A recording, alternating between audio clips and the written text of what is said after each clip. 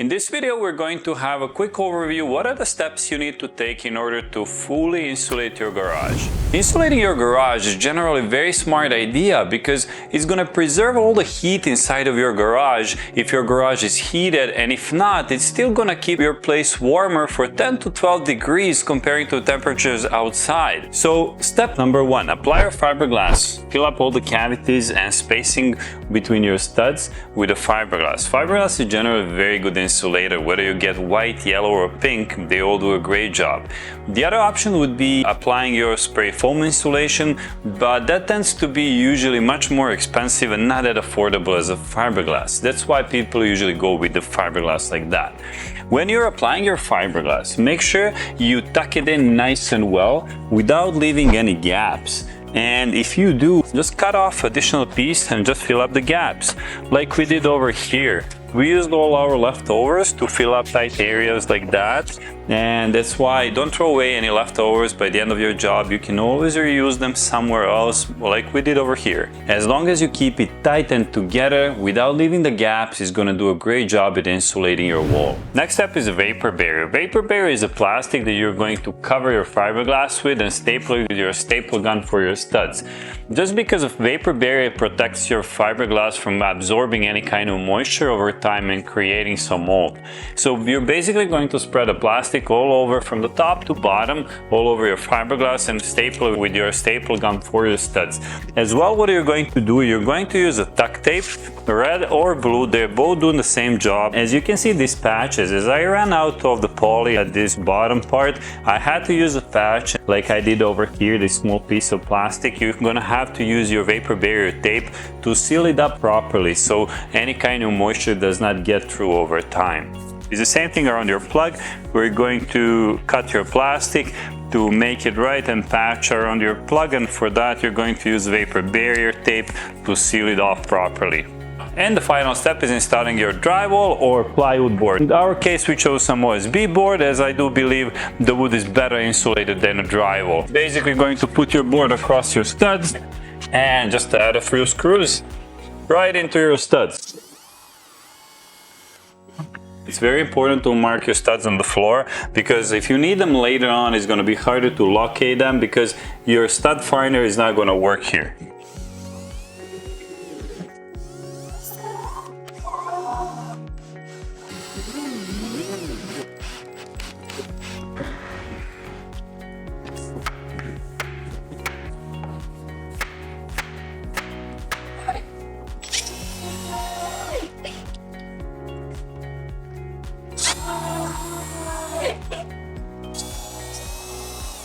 Ideally, you don't want to have your board ending up without the stud support in the middle of the space like I have it here.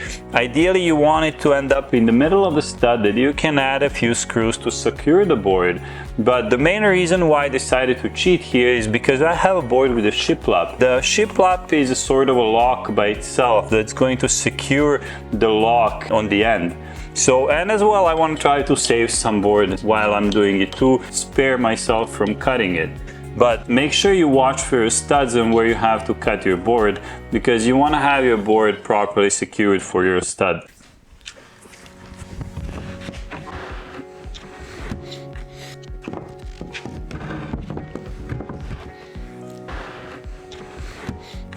And that's about it. We finally got to the stage where we have it all covered and you're good to go for the winter. Next step, what you want to do is insulate your attic, your ceiling.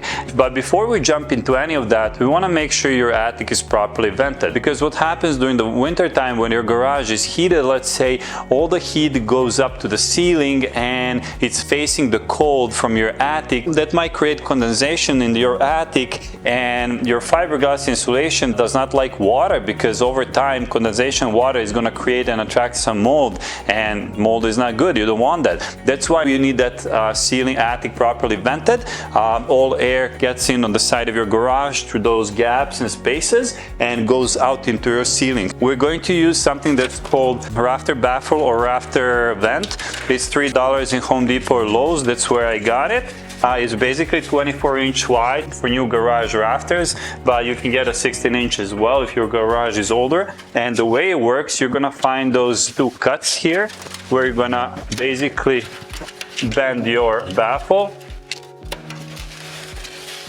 And this is how it's going to sit in your rafters. So basically this piece is going to block any kind of blowing insulation getting out and covering those gaps. And in the same time, these channels right here are going to provide enough venting and enough air into your attic for venting purposes. So let's go ahead and see how it's done. This is the vent area I was just talking about in between these rafters, and you need to know that you don't want to close this entirely, because this is where your air gets in and it flows straight in, picking up any moisture and exhausting that outside. So that's why we're going to use this baffle. And basically the way it works, we're just going to place this into the in between the rafter. It's actually very easy.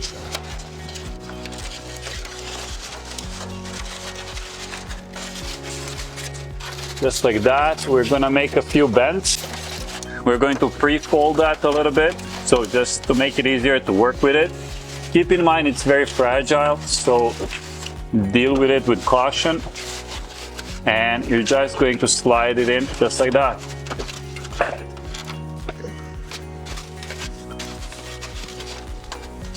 And staple it with a regular staple gun.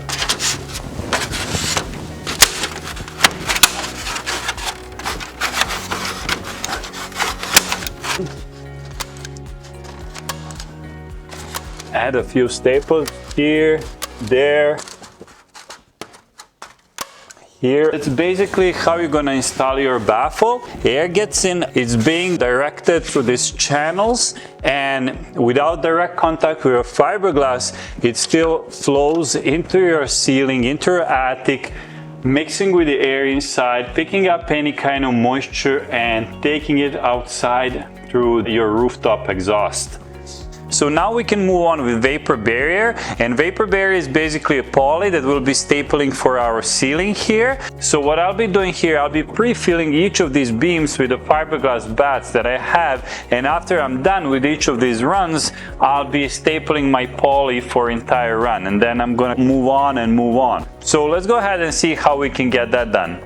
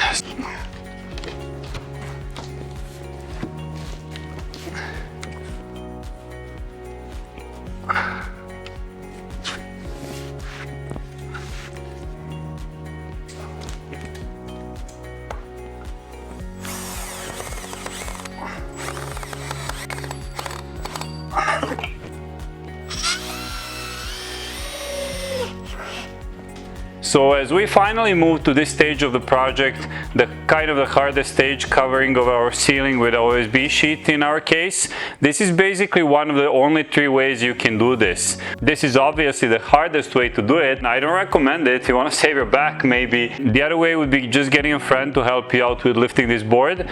And third way would be just renting a drywall hoist from your Home Depot. That's pretty convenient. It's a piece of machinery that you just place your board on it, you lift it up, and what it does is basically holding your board for you until you're putting a screws. Okay, let's go. Let's do another one.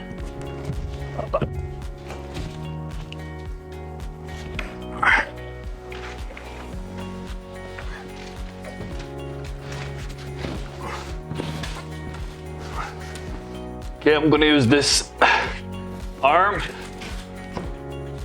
All right, we're in the game.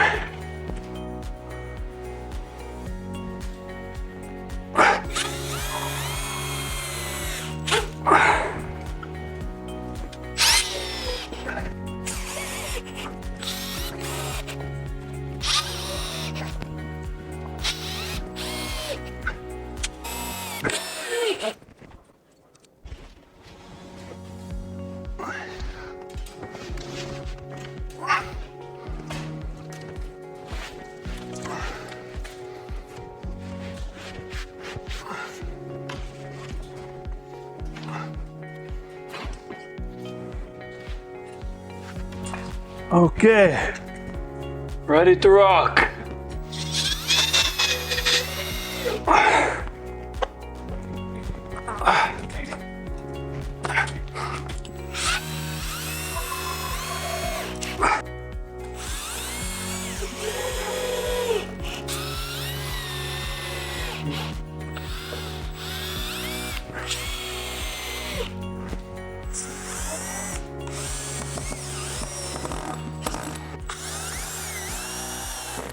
So that was basically how to insulate your garage. If you like this video, please give us a thumbs up, subscribe, leave a comment down below, and see you next time.